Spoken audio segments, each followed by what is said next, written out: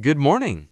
Yes, good morning to you. Wherever you are right now, whether you are sitting quietly with your coffee, watching the morning light come through your window, or simply taking a few slow breaths before the day begins, I am so glad you are here. I'm Gavin, and this is your weekly English morning motivation. I have traveled to many places in my life. Busy cities full of noise and color and energy. Ancient temples where the air smells of incense and centuries of prayer. Beaches so beautiful they almost don't seem real. Mountain roads that twist and climb until the clouds are below you. I thought I had seen many different kinds of places. And then I came to Quang Tri. And I realized there was a kind of place I had never truly experienced before. A place that doesn't just hold history in its museums and monuments, but carries it in the air itself, in the silence of the fields, in the faces of the people, in the way the land sits quietly beneath an enormous sky, as if it is still remembering. Today, I want to take you there. Today, we are going to Quang Tri. Quang Tri is a province on the central coast of Vietnam, a narrow strip of land between the mountains to the west and the sea to the east. It sits roughly halfway between Hanoi in the north and Ho Chi Minh City in the south. In 2025, Quang Tri merged with its northern neighbor, Quang Binh, forming a larger province that now stretches from the wild limestone karst landscapes of Phang Nga all the way down to the ancient Hien Luong Bridge on the Ben Hai River. It is a region of extraordinary natural beauty and extraordinary historical weight. I arrived by train from Da Nang, a journey of about 3 hours, along one of the most scenic railway lines in the world. The train hugs the coastline, climbing over mountain passes, dipping into tunnels carved through rock, and emerging suddenly to views of the South China Sea, stretching endlessly to the horizon. I pressed my face against the window for most of the journey. By the time I arrived at Dong Ha Station, the main city of Quang Tri, the afternoon light was golden and soft, and I felt already that this place was going to be different. The first place I visited in Quang Tri was the Hien Luong Bridge. This bridge, spanning the Ben Hai River, was once one of the most significant and sorrowful places in all of Vietnam. For more than 20 years, from 1954 to 1975, this river was the dividing line between North and South Vietnam. The bridge was the border. On one side, families lived under one government. On the other side, the same families, separated by politics and war, lived under another. I stood in the middle of the bridge for a long time. The river below was calm and green. Birds were calling from the trees on both banks. Children were playing nearby, their laughter drifting up on the breeze. It was so peaceful, so completely, quietly peaceful. And yet, standing there, knowing what this place had witnessed, I felt the weight of it. The weight of all the years when standing in this exact spot meant standing between two worlds. When looking south meant longing for something just out of reach.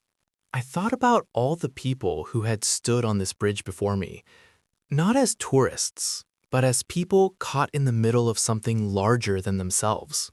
And I felt something I did not expect to feel.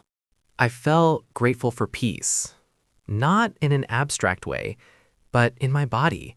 A deep physical gratitude for the simple fact that the river below me was just a river again, and the bridge was just a bridge. From the Hien Luong Bridge, I drove west along Highway 9, the famous Road 9, or Duong 9, toward the mountains. This road carries enormous historical significance. It was a major supply and military route during the Vietnam War. The landscape on either side, now covered in green hills, farms, and forest, was once one of the most heavily bombed areas in the history of modern warfare. I stopped at the Trung Son National Cemetery. It is the largest military cemetery in Vietnam. Tens of thousands of soldiers are buried here, young men and women who gave their lives during the war. The graves stretch across the hillside in long, quiet rows, each one marked with a small stone and a red star. I walked slowly between the rows. There was no sound except the wind moving through the trees and the occasional call of a bird somewhere in the distance. I am not Vietnamese. I did not grow up with this history, but standing in that cemetery, reading the names on the stones, seeing the ages of those buried there, some barely older than teenagers, I felt something that needed no translation. Grief, respect, and a profound, quiet hope that the world has learned something from what happened here. I stayed for a long time, much longer than I had planned. Some places ask you to slow down. This was one of them. After the weight of the morning, I needed the sea. And Quang Tri's coastline did not disappoint. Cua Tung Beach is one of the least visited, most quietly beautiful beaches I have ever seen. There are no large resort hotels, no rows of sunbeds, no tourist shops selling plastic souvenirs. Just white sand, clear water, pine trees leaning toward the sea in the afternoon breeze, and almost no one else. I took off my shoes and walked along the edge of the water for a long time. The sea here is a deep, brilliant blue, almost impossibly blue for a beach so close to a major highway and a city. The waves come in gently, one after another, unhurried and steady. I sat down on the sand and simply watched the horizon. After the cemetery, after all that history and weight and sorrow, sitting here felt like breathing again, like the sea was offering something clean and simple and good. And I thought about how remarkable it is that a place can hold so much pain in its past and so much beauty in its present, that the same land that witnessed so much destruction can now offer this: quiet water, white sand, and open sky. Vietnam has that quality, I think. A resilience, a capacity to hold the past without being imprisoned by it, to grieve and remember and still find joy, still find beauty, still offer warmth to strangers who arrive knowing almost nothing about what this land has been through. As the sun began to lower toward the mountains in the west, I drove to a small local restaurant on the edge of Dang Ha City, and I discovered the food of Quang Tri. The most famous dish in this region is Ban Uot Thit Nuang, steamed rice paper rolls with grilled pork. The rice paper is thin and silky, steamed fresh and served warm. Wrapped inside are strips of pork that have been marinated in lemongrass, garlic, and fish sauce, then grilled over charcoal until the edges are slightly charred and caramelized. Alongside come fresh herbs, cucumber slices, and a bowl of sweet and salty dipping sauce. It sounds simple, and it is simple. But the flavor, smoky and fresh and sweet and savory all at once, is something I haven't tasted anywhere else. I ate too much, far too much, and I did not regret a single bite. The restaurant owner, a small, energetic woman in her 60s, came to check on me after the meal. She spoke no English. I spoke almost no Vietnamese, but she pointed at my empty plate, then at her own stomach, then gave me a thumbs up and laughed. And I laughed too. Because some conversations don't need words. Some connections are made across language, across culture, across everything that separates us, with nothing more than an empty plate and a shared laugh. That, I think, is one of the greatest gifts of travel. Before we get to today's vocabulary, I want to say something. Quang Tri is not a place on most travelers' itineraries. It is not famous for its nightlife, or its luxury resorts, or its Instagram-worthy cafes. But it is one of the most meaningful places I have ever visited. Because Quang Tri asks something of you. It asks you to slow down, to pay attention, to sit with discomfort and grief and history, and not look away. And when you do that, when you really show up for a place and let it teach you something, travel becomes more than sightseeing. It becomes a conversation between you and the land, between you and the past, between you and the countless lives that were lived here before you arrived. That kind of travel changes you. Quietly, permanently, for the better. And learning English, the language that opens the door to these conversations, these connections, these experiences, is one of the most valuable things you will ever do for yourself. Keep going. The world has so much to show you. Now, let's look at today's key vocabulary. Word number 1, resilience. Resilience means the ability to recover quickly from difficulties, to be strong and adaptable in the face of hardship. For example, Vietnam has a remarkable resilience, a capacity to hold the past without being imprisoned by it. Word number 2, profound. Profound means very deep, intense, or significant, going far below the surface. For example, standing in the cemetery, I felt a profound and quiet hope. Word number 3, karst.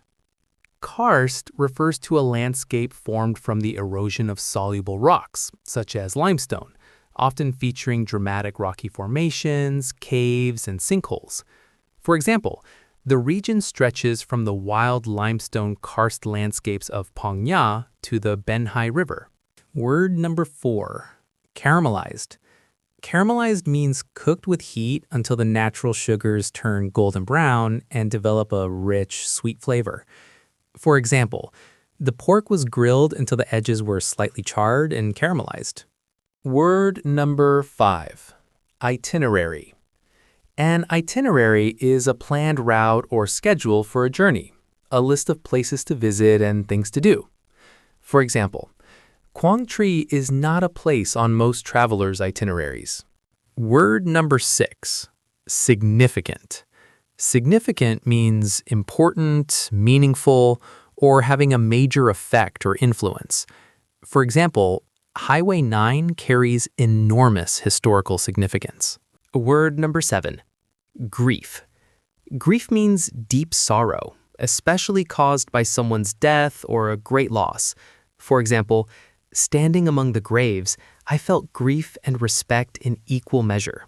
We have reached the end of today's journey. And I hope, somewhere in these past 15 minutes, you felt it. The calm green water of the Ben Hai River, the long quiet rows of graves on a windswept hillside, the deep blue of Cua Tung Beach in the late afternoon, the smoky sweetness of grilled pork wrapped in fresh rice paper, the laughs shared across a language barrier with a woman who needed no words to make me feel welcome. Quang Tri is a place that stays with you. Not because it is the most beautiful place in the world, though parts of it are genuinely breathtaking, but because it is honest, because it does not hide its past or perform happiness for visitors, because it simply is what it is, scarred and beautiful, sorrowful and resilient, heavy with memory, and full of life.